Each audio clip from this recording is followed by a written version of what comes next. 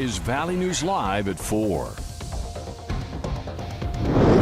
We begin this afternoon with breaking news: a vehicle on fire on a busy interstate interchange in Fargo. We just started getting reports of a car fully engulfed in flames on I-94 West at exit 349A. This footage taken from one of our sky cams just minutes ago.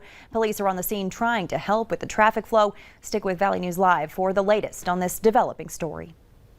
The West Acres Mall is setting the record straight after a woman says she was followed around the mall. The media report has been met with widespread community concern, so the West Acres Mall says they conducted an internal investigation from the day in question. In a statement, they write that they can confidently say that at no time was the woman threatened or followed. The statement goes on to say at no time did the two people have any interaction, nor did the accused ever so much as glance at the woman. A guard escorted the unnamed woman to her car, which West Acres says they'll always do if anyone asks. Here's a look at today's top 4 at 4. More than 7,000 Fargo residents woke up to this late last night, an emergency alert. More than 12 hours later, the city released a statement explaining why. At 11:54 last night, an employee accidentally sent the monthly test alert out to 55,000 people. Only about 7,600 made it to the recipients' phones. Tonight on Valley News Live at 6, we'll hear from some people who were woken up by those calls and notifications. Lawmakers are finalizing a resolution to expel a North Dakota House member accused of threatening and sexually harassing women at the state capitol. We'll have the latest from Bismarck tonight on Valley News Live at 5. A man was injured and a teen driver was cited after a crash in Polk County this morning. The sheriff's office responded to the intersection of County Road 23 and 260th Avenue. 30-year-old Jamie Baker was heading east when he was struck by a 16-year-old driving south. Baker was taken to All True Hospital for his injuries but is expected to be okay. The teen was cited for failure to yield.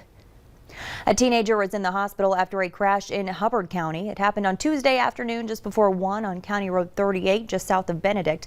Police learned that a 16-year-old girl from Walker was heading north when she swerved to avoid hitting a deer. She lost control of the car and plowed through a ditch before coming to a stop in some trees. She was taken to Sanford Hospital in Bemidji. No word tonight on how she's doing.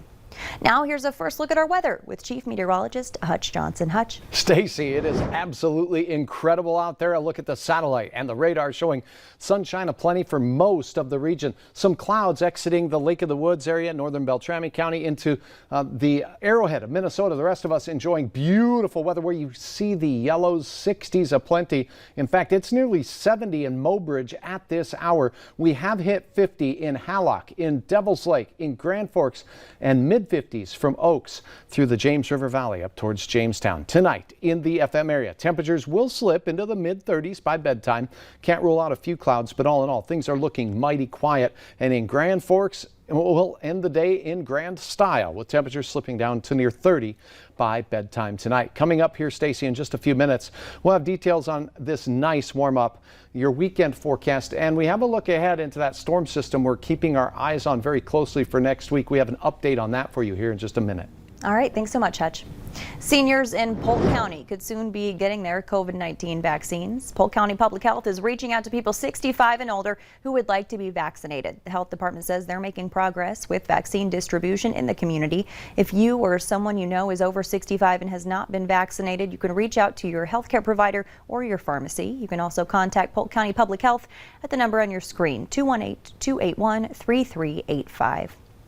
Some people who received the Moderna coronavirus vaccine are experiencing delayed skin reactions following vaccination. That's according to a letter published in the New England Journal of Medicine, which details the cases of 12 reactions.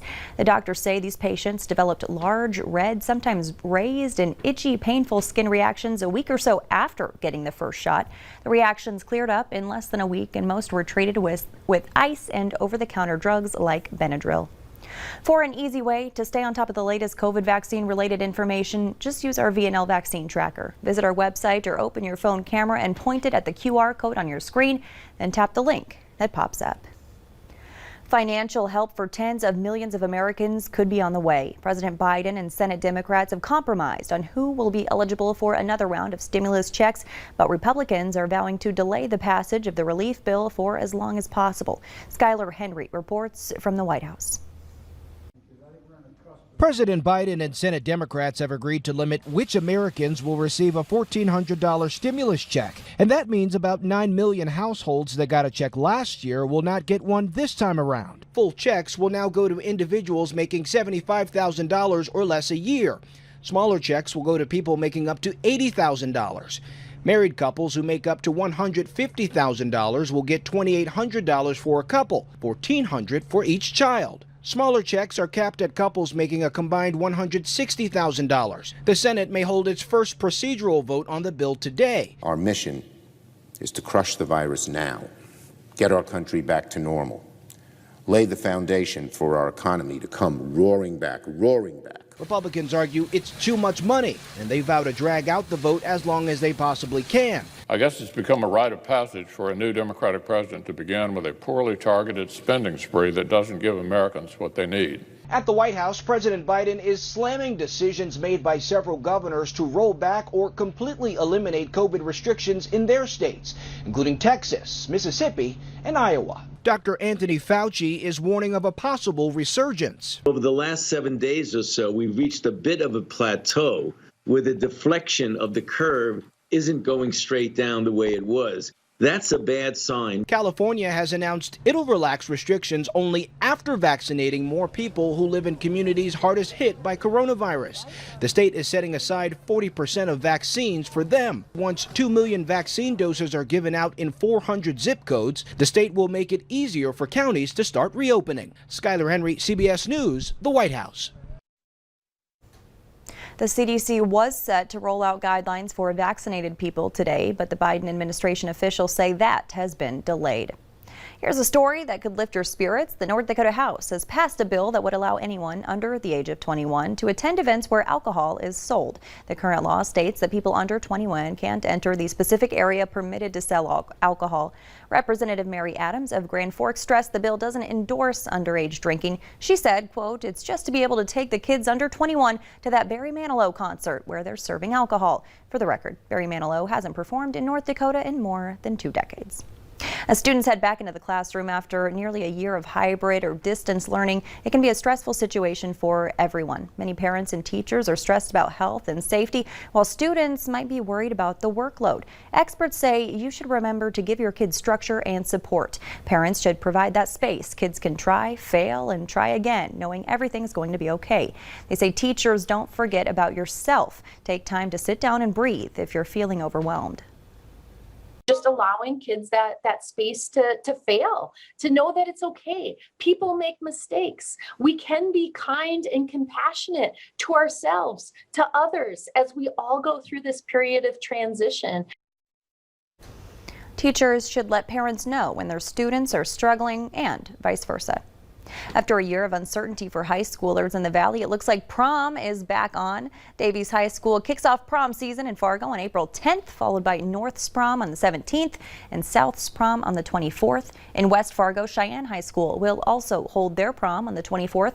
West Fargo High has theirs scheduled for May 1st. Over in Moorhead, school officials say they're focused on getting back to full-time in-person learning and aren't planning on prom at this time.